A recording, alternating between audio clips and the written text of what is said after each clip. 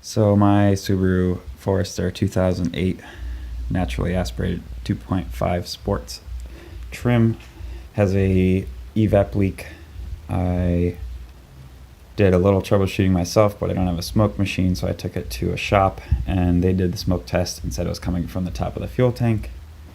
The estimate to drop the fuel tank was $500, so I figured I would prefer to do that myself, and there are not very many related videos on YouTube for how to do that, so I thought I'll make a video of my experience just to see if it will help anybody else.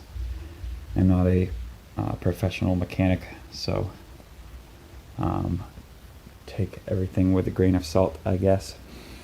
My first step that I would recommend is to disconnect the fuel pump relay. It's a bit challenging to find, but it's located in the passenger footwell. You got to take this door sill plastic plate off to be able to see it, and if you see, let's see here, it's not the brown one, it's the one next to it, and you can see I've got the connector disconnected.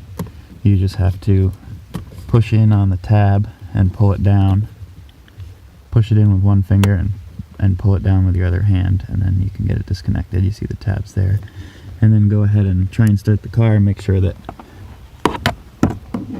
you don't hear the fuel pump anymore and it doesn't start, obviously, and that will release some of the fuel pressure. And then the next step is to access the top of the tank so that you can disconnect the fuel lines. And so to get there, you have to flip the back seats forward and remove the cargo tray and all the foam inserts back here, and that'll give you access to the top panels. So I've got the access panels off now, and the one on the passenger side is where the fuel pump is, and so there's the fuel line, the fuel send line on the top, and then the power connector on the right, and then I'm not sure if the line on the left is a return or a vent line, but I believe all three of those need to come off in order to drop the tank. And then the cover on the left is some sort of electrical connector, maybe a ground, and then either a vent line or a return line or something like that, and that has to come off too. But I'm in the garage and I have the door closed because it's cold, so I'm going to wait to disconnect those until I'm ready to drop the tank. I've already got the front end up on ramps, so I'm going to go ahead and jack up the back and then see what has to come out down there. Alright, so the car is up in the air now on jack stands, and I'm going to start with removing the exhaust. This car, fortunately, is from Arizona, so it's not very rusty, which is great considering it's 12 years old and 183,000 miles. The fuel tank, you can kind of see, is here, like just in front of the rear subframe. The Subaru manual recommends basically completely removing the entire rear subframe, which doesn't sound like fun, so I'm hoping to maybe avoid that. I'm not sure, but definitely you can see the tank goes across the car, and the exhaust and the differential / propeller shaft are definitely in the way. So I'm going to start by taking off the exhaust. This flange right here isn't in horrible shape, but this one up here is in better shape, so I'm going to start with undoing that flange, and then I can just pop off the hangers and lower the exhaust out of the way, and then I'm going to undo the propeller shaft from the differential and undo the support for the carrier bearing, and then I'll just let the propeller shaft droop down and figure out what to do next. The exhaust is off and the propeller shaft is hanging down. Wasn't too bad. The exhaust is pretty heavy, heavier than I would have guessed. So the next thing that is obviously in the way is this like frame here for the differential, and I don't think that I can take just that front metal piece off because the bolts here look like they go all the way through it.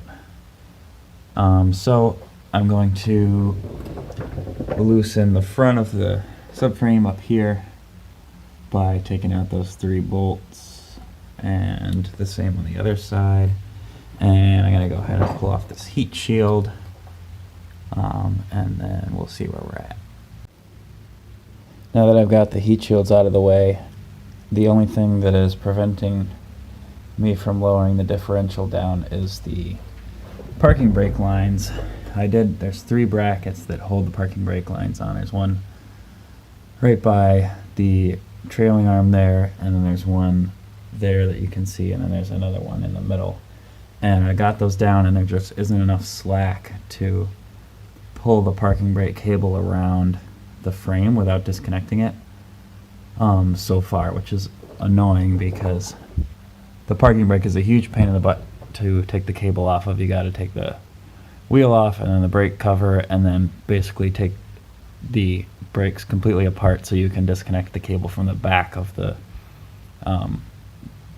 brake pad assembly, and I don't want to do that. So I'm just going to grab my transmission jack and support the differential, and then undo these 2 bolts from the back, and then I think I'll be able to have enough play to finagle the frame out of the way of the parking brake cables. So that's my plan. We'll see whether or not that is possible. So my ambitious plan worked. The differential is out.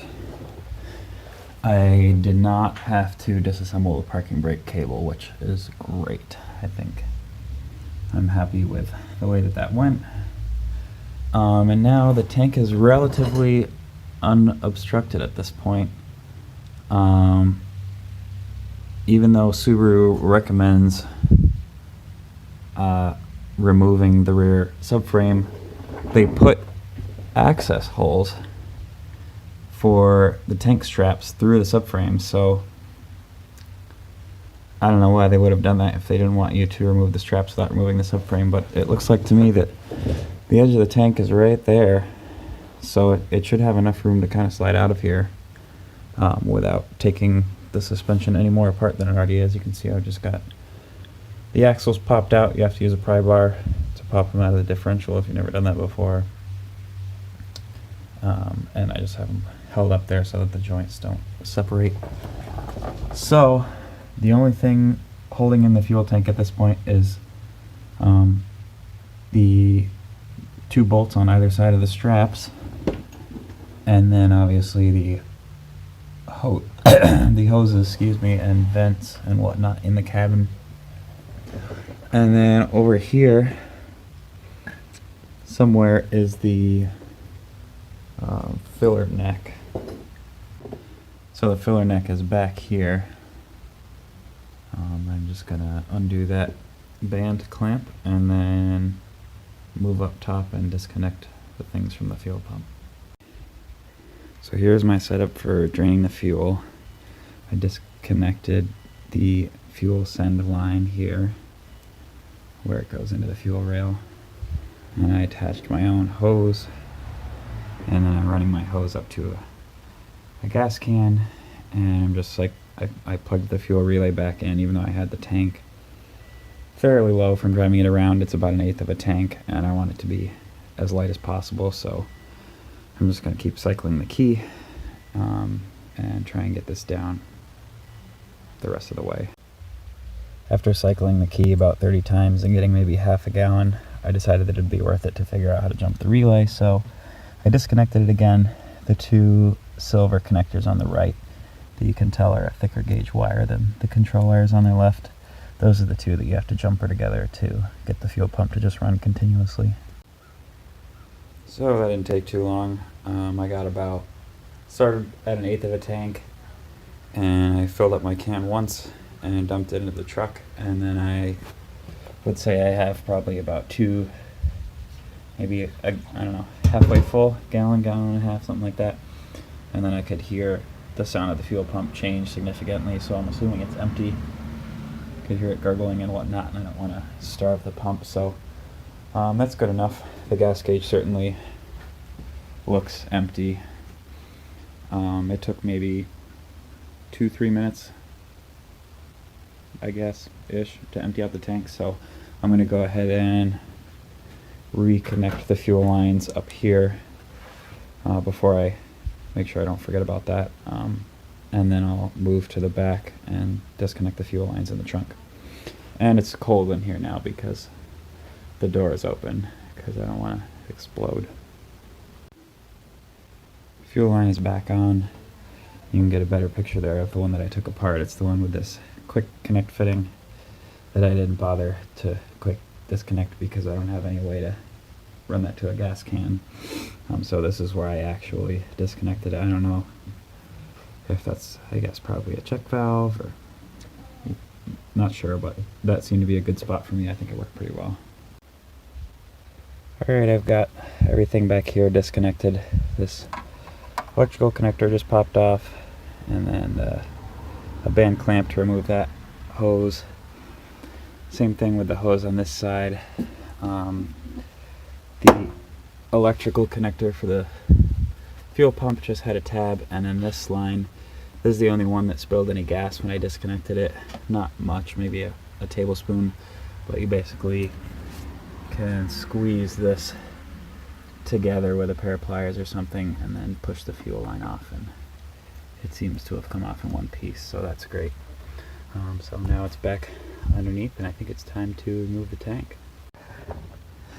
So I have my handy transmission jack supporting the gas tank, and I got all 4 bolts off of the straps, so theoretically it should be free now, besides the fuel filler neck, which I took the clamp off, but I wasn't able to slide that band. I wasn't able to slide the rubber hose off, so I'm hoping that as I lower it down, I'll get some more room to either wiggle it off, or I'm not sure where it's connected on the tank, but if I can see that, maybe I can disconnect it there.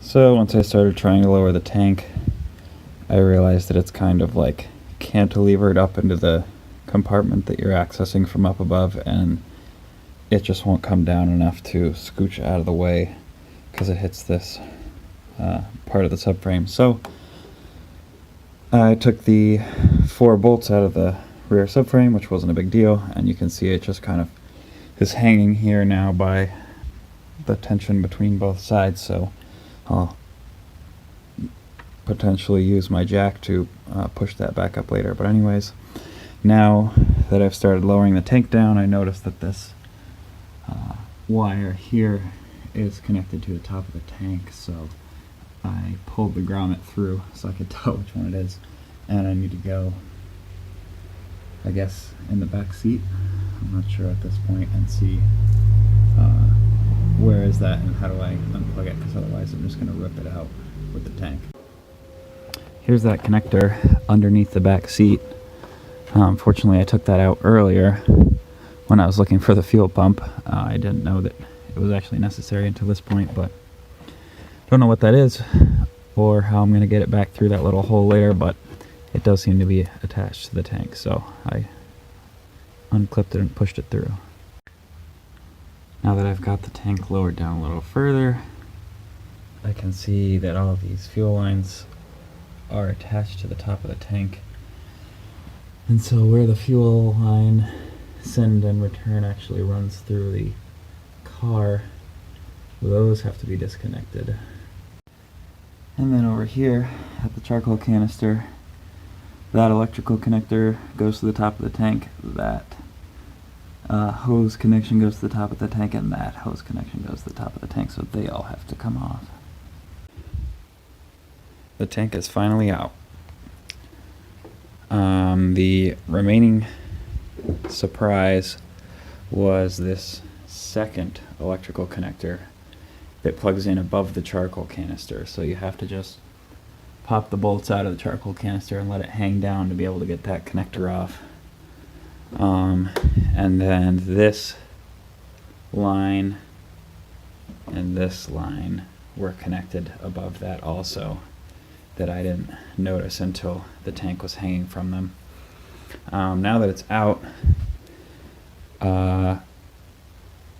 everything that I disconnected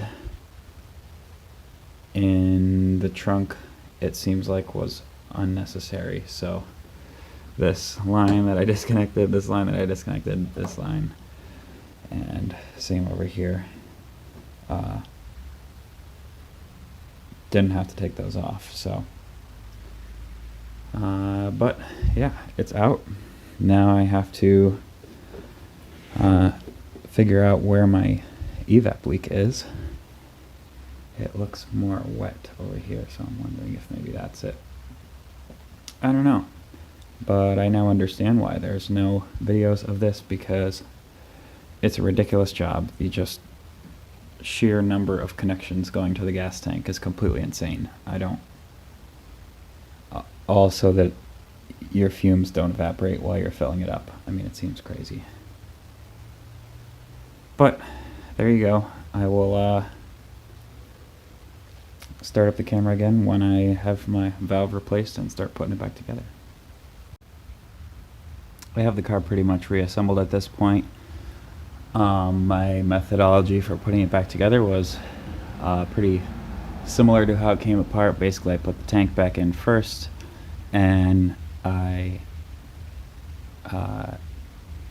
connected the tank straps and tightened those down, and then I made all my connections all the way around the tank, and then I double checked them, because if you miss a clamp on any of those or misconnecting one of those, then you might end up with a another evap leak.